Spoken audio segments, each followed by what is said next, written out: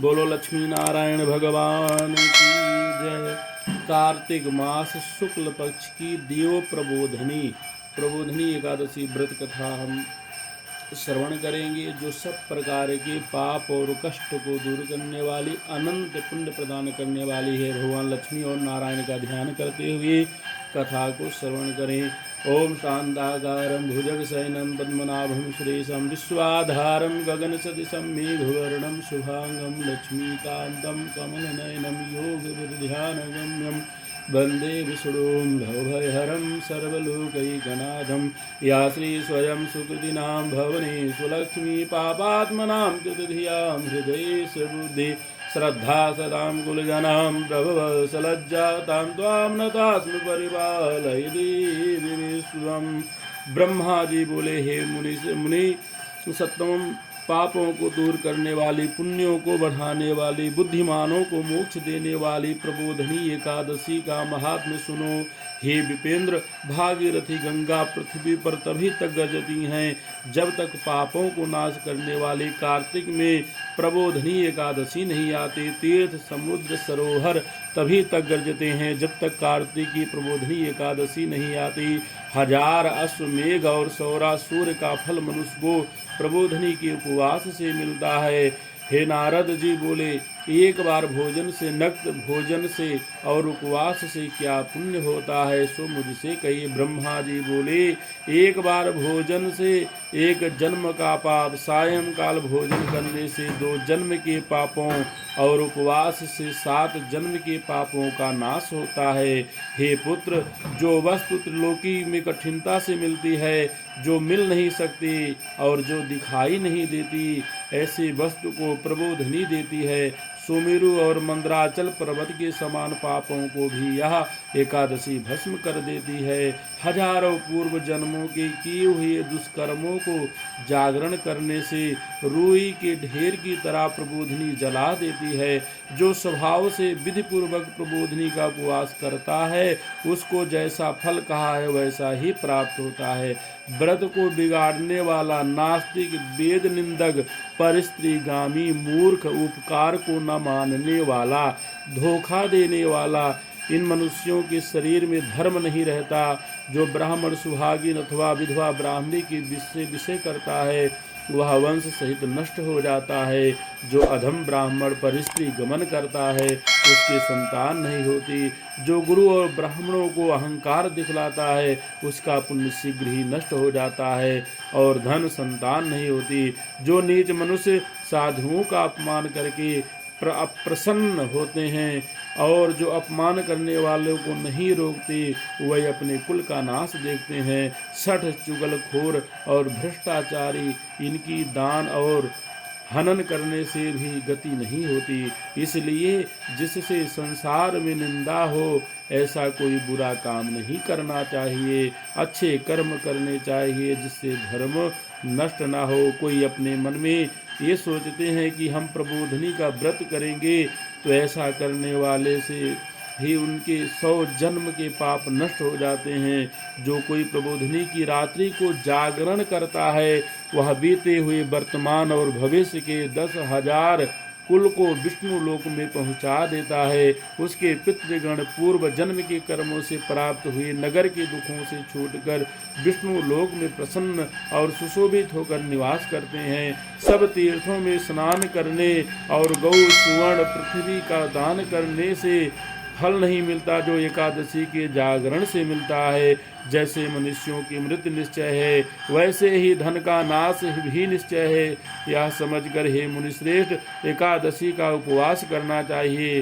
जो कोई विधि पूर्वक प्रबोधनी का व्रत करता है, उसके घर में त्रिलोकी के सब तीर्थ आ जाते हैं और वही ज्ञानी, योगी, तपस्वी और जितेंद्रिय है, उसी को भोग और मोक्ष मिलता है। यह एकादशी विष्णु की प्यारी है और धर्म के सार को देने वाली है। इसका एक बार व्रत करने से ही मोक्ष भागी हो जाता है। सब धर्मों को छोड़कर इसका उपवास करना चाहिए। कर्म, मन, वाणी से जो कुछ पाप किया है, उसको प्रबोधनी के जागरण से भगवान दूर कर देते हैं। हे वत्स, प्रबोधनी के दिन मनुष्य भगवान के निमित्त स्नान दान जप होम जो कुछ करते हैं वह अक्षय होता है। जो मनुष्य एकादशी का व्रत करके भक्ति से भगवान का पूजन करते हैं उनके 100 जन्मों के पाप दूर हो जाते हैं। इस व्रत से भगवान को प्रसन्न करके 10 दिशाओं में प्रकाश करता हुआ मनुष्य विष्णु लोक को जाता है। यह पवित्र एकादशी धन धान्य को देने वाली और सब पापों को दूर करने वाली है। भक्ति पूर्वक इसका व्रत करने से कोई वस्तु दुर्लभ नहीं है। सूर्य चंद्र के ग्रहण में स्नान दान से जो फल होता है उससे 1000 गुना फल एकादशी के जागरण से मिलता है। प्रबोधनी के दिन स्नान दान जप होम स्वाध्याय भगवान का पूजन इसमें से जो कुछ किया जाए उसका करोड़ गुना फल होता है। कार्तिक की एकादशी का व्रत न करने से जन्म भर का किया हुआ सब पुण्य वृथा है। हे विपेंद्र, इसलिए सब कामनाओं को पूर्ण करने वाला जनार्दन भगवान की यत्न से सेवा करनी चाहिए। जो विष्णु भक्त कार्तिक में पराये अन्न को स्वीकार नहीं करता उसको चांद्रायण व्रत का फल मिलता है। कार्तिक में मधुसूदन जैसे शास्त्र की कथा वार्ता से प्रसन्न होते हैं वैसे यज्ञ और हाथी आदि दान से नहीं होते। जो मनुष्य कार्तिक में विष्णु की कथा को पूरी अथवा उसका आधा अथवा चौथाई श्लोक कहते व सुनते हैं उनको 100 गौ दान का फल मिलता है। हे मुने, कार्तिक के महीने में सब धर्मों को छोड़कर मेरे सामने बैठकर कथा कहनी और सुननी चाहिए। कल्याण के लिए अथवा धन के लोभ से जो कार्तिक में भगवान की कथा कहता है वह अपने सैकड़ों कुलों का उद्धार कर देता है। जो भगवान के प्रबोधन के दिन कथा कहते व सुनते हैं हे मुने उनको सप्तद्वीप युक्त पृथ्वी के दान का फल मिलता है। फिर नारद जी बोले, हे स्वामी, एकादशी की विधि मुझसे कहो, जिस एकादशी के करने से जैसा फल मिले सो कहिए। यह सुनकर ब्रह्मा जी बोले, हे द्विजोत्तम, एकादशी को प्रातः काल उठकर दातून करके स्नान करे, नदी तालाब कुआं बावड़ी अथवा घर में स्नान करके केशव भगवान का पूजन करे, फिर कथा सुने। नियम के लिए यह मंत्र पढ़े, एकादशी को निराहार व्रत करके दूसरे दिन भोजन करे। हे पुंडरीकाक्ष, मैं आपकी शरण में हूँ, आप मेरी रक्षा करो। इस मंत्र को चक्रधारी भगवान के सामने पढ़े, भक्ति भाव से प्रसन्नता पूर्वक उपवास करे, रात्रि में भगवान के समीप बैठकर जागरण करे। हे मुनि, जो गाता है नाचता है बाजे बजाता है तो भगवान की कथा को कहता व सुनता है वह पुण्यात्मा तीनों लोकों के ऊपर निवास करती है।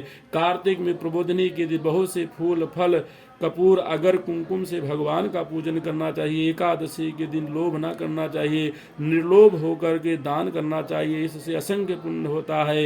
एकादशी जागरण अनेक प्रकार के सुंदर फलों से भगवान का पूजन और संकसी में जल भरकर भगवान जनार्दन को अर्घ देना चाहिए। तीर्थों में स्नान और अनेक प्रकार के दान करने से जो फल मिल होता है उससे करोड़ गुना फल प्रबोधन अर्घ देने से मिलता है। हे मुनि श्रेष्ठ, जो दिव्य अगस्त के फूलों से जनार्दन का पूजन करता है उसके लिए इंद्र भी हाथ जोड़ता है।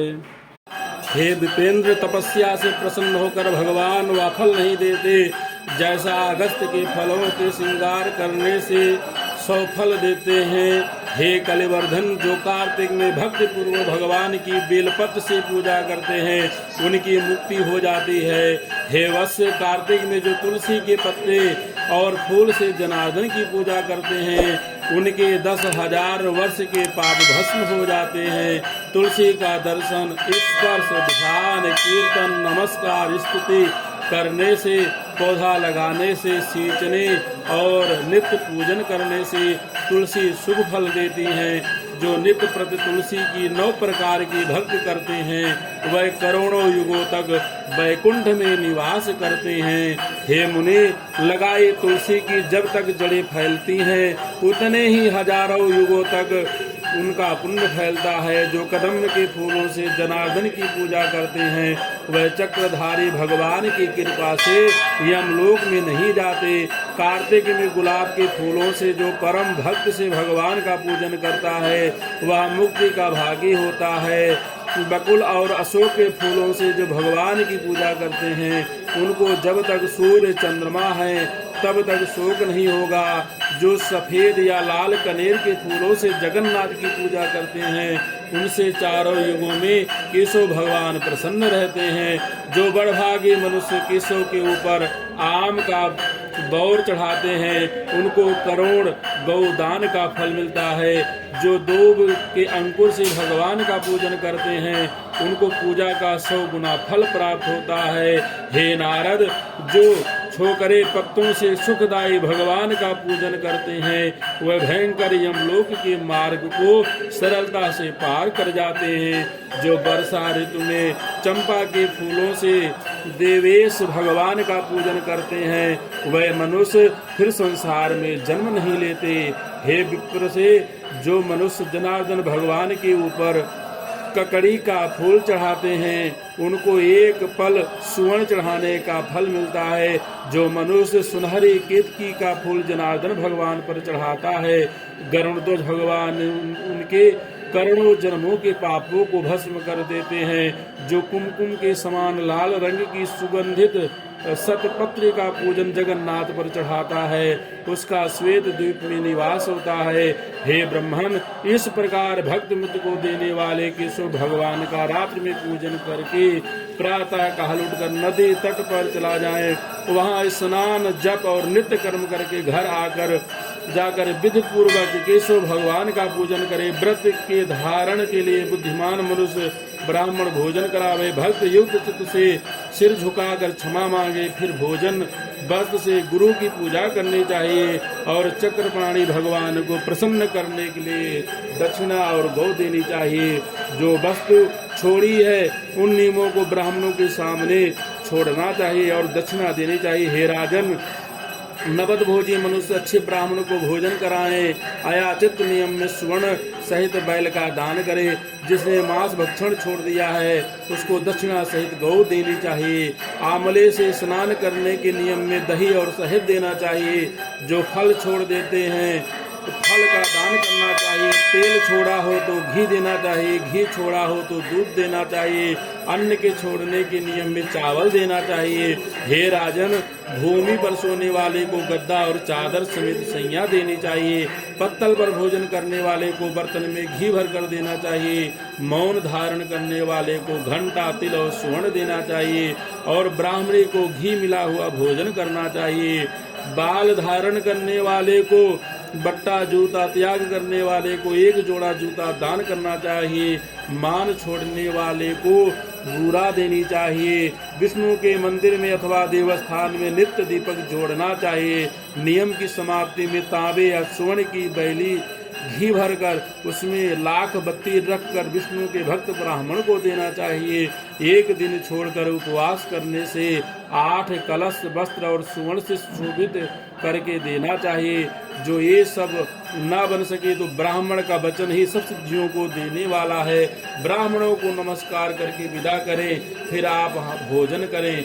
4 महीने में जो छोड़ा है उसकी समाप्ति करें। हे राजेंद्र, जो बुद्धिमान इस प्रकार आचरण करता है उसको अनंत फल मिलता है, अंत में वैकुंठ को जाता है। जो मनुष्य चातुर्मास के नियम को निर्विघ्न समाप्त कर देते हैं वह कृत हो जाता है, फिर संसार में जन्म नहीं लेता, अर्थात मुक्त हो जाता है।